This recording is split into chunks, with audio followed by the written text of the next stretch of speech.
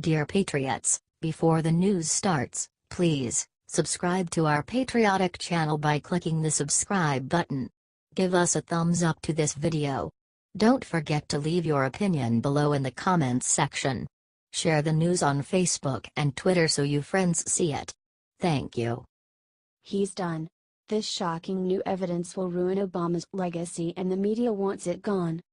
While Dems and the crooked media continue to lob accusations at President Trump, more substantiated evidence is finally being revealed that proves who's truly responsible for Russia.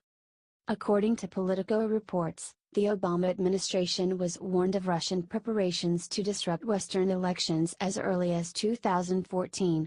The original 2014 report given to his administration described a disruption apparatus spanning the US and Europe, while unsurprisingly not specifically mentioning a Kremlin threat to the 2016 election. Even more unsurprising was the fact that through 2014 to 2016, intelligence officials reportedly brought several options to counter Russian cyber-espionage efforts worldwide, but were deliberately ignored by Obama. The truth is, nobody wanted to piss off the Russians, a former intelligence official told Politico. To make matters worse, the Obama administration also wouldn't consider the long-standing request of the U.S. intelligence community to shutter 2 Russian spy compounds on United States soil prior to the election. Secretary Kerry refused to consider it, an official said. As expected, these revelations explain a great deal about our relationship with Russia today. Russian efforts to interfere with the 2016 election directly coincide with Obama's failed attempts to broker a ceasefire deal in the Syrian civil war, where Russia staunchly supports Syrian President Bashar al-Assad. Furthermore, the New York Times reported that Obama's fear to confront Russia stemmed from his desire to save his multiple failed deals in Syria. But if you still have trouble understanding who's at fault, just take the word of former Obama administration officials. Everyone agreed you had to push back at the Russians and push back hard. But it didn't happen, a senior Department of State official elaborated at the time. I feel like we sort of choked. This is what the media needs to be reporting on. Actual, factual, substantiated truth, intact with motive and explanation. Maybe if the crooked media hadn't spent so much time trying to dig up dirt on President Trump and his administration, the American people could have gotten answers years ago. President Trump didn't create this mess, he's simply doing his darndest to fix it. Let's share this truth before the media buries it and show our president we stand with him. Sources: dailycaller.com.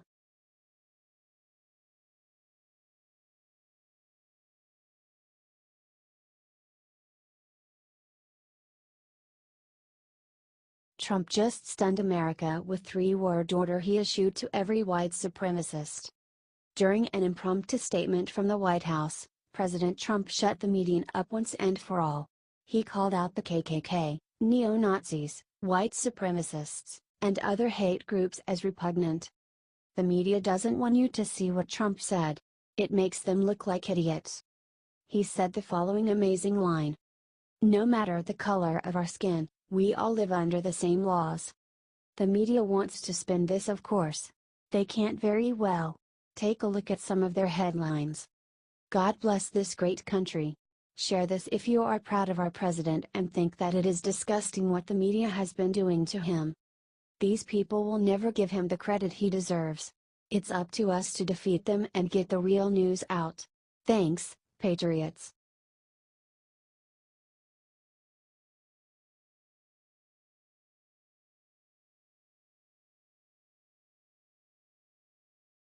Sessions just totally backed Trump in this rant that's going viral. No matter any issues the man may have had, Attorney General Jeff Sessions continues to have President Trump's back. In an interview on Good Morning America this morning, when asked what Trump meant by the sides he referred to in his initial statement about the violence Saturday in Charlottesville, VA, Sessions said, "Racism, white supremacy is totally unacceptable.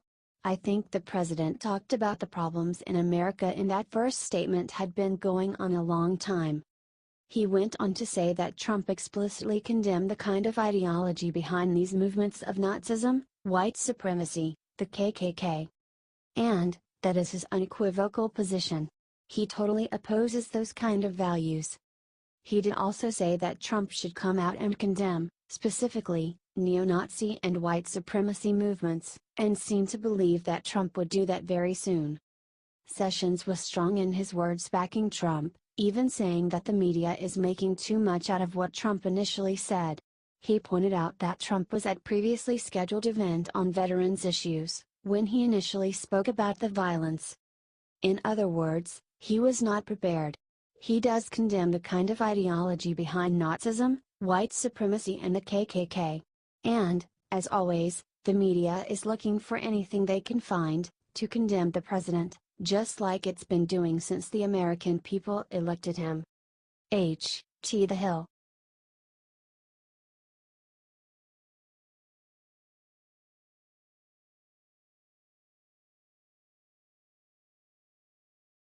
Right after destroying white supremacists, Trump just did the one thing China fears most. President Trump has had a very busy week already and it's only Monday. First, he absolutely crushed the white supremacists in an epic speech this morning. So what did he do next?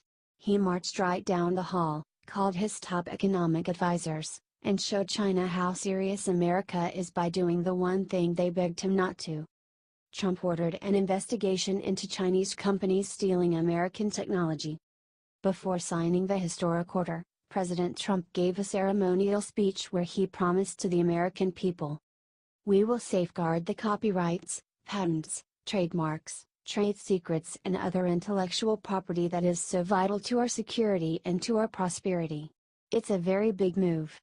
The thing is, China has been able to legally get away with stealing from and forcing our companies to give up key technology patents to their state-run firms in return for entering the Chinese market.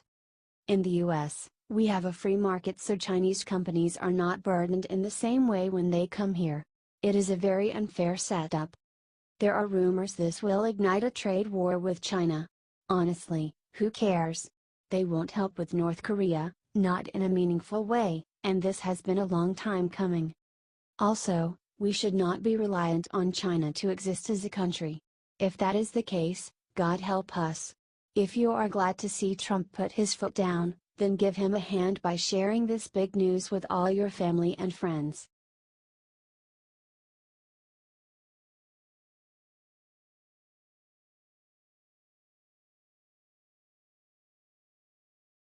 Planned Parenthood murders babies in Mike Pence's name in order to troll him on Christmas. Planned Parenthood decided to troll Vice President Mike Pence by murdering babies in his name. The abortion mill, responsible for 300,000 murders per year, playfully asked for donations to their cause in Mike Pence's name. Want to make it a holiday season Mike Pence will never forget? Consider donating to Planned Parenthood in honor of the Vice President, or check out some of our other gift ideas, pact.io web link they tweeted.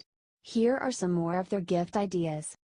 It's Mike Pence, aka the anti-abortion, anti-birth control, anti-LGBTQ Vice President of the United States. The holiday season is such a busy time of year that it can be hard to find the perfect gift for everyone on your list. But don't worry. When it comes to shopping for Pence, who once said that Roe v. Wade should be sent to the ash heap of history, we've got you covered, writes Planned Parenthood, who is funded by our taxes.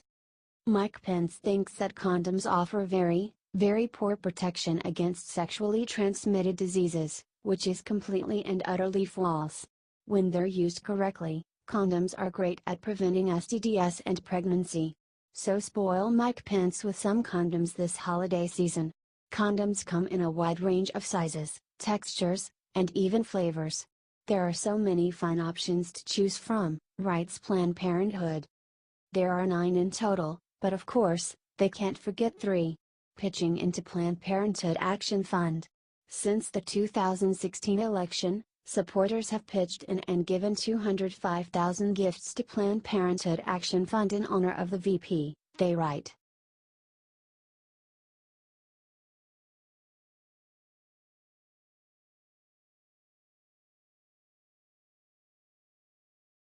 It just came out who Charlottesville white supremacist leader was and Obama's involved. The white supremacist and the Unite the Right leader, Jason Kessler, reported about President Obama and the Occupy movement. According to the Southern Poverty Law Center, Kessler admitted a political transformation in November 2016. This is the same month that Donald Trump won the presidential election. Here is what the Southern Poverty Law Center said: no friends to conservatives. Rumors abound on white nationalist forums that Kessler's ideological pedigree before 2016 was less than pure and seemed to point to involvement in the Occupy movement and past support for President Obama. Kessler appears to be friends with Richard Spencer now. Jason Kessler has bounced out of Obama's campaign and is now associating with an open white supremacist. He is not a friend to the Trump movement. Let's investigate his involvement in the happenings in Charlottesville. The Trump movement is not a racist movement. It is a movement of patriotism and about keeping the American Constitution alive and well. Richard Spencer is not a friend to Americans, and neither is Jason Kessler, who brought him in to speak at the event in Charlottesville. People like them would shred the Constitution in order to form Nazi ethno-state they want. Share this if you think that Trump needs to get to the bottom of this. Everything about the protest and the counter-rioters reeks of a setup. The mayor allowed the fight to happen. You can read more on that here.